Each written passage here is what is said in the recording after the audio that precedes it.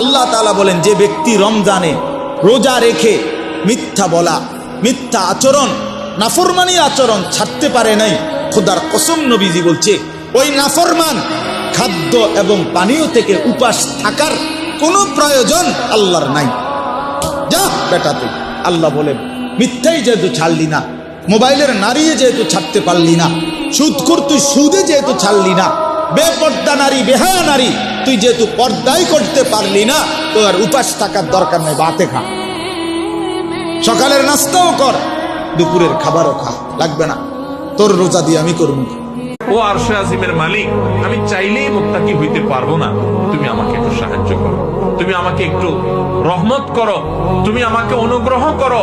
তোমার কত বান্দা খারাপ মানুষ ছিল, তারা ভালো হয়ে গেছে। আল্লাহ তুমি আমাকে একটু ভালো মানুষ বানায় না, আমি যেন ভালো হইতে পারি। চেষ্টা করা যাবে না ইনশাআল্লাহ?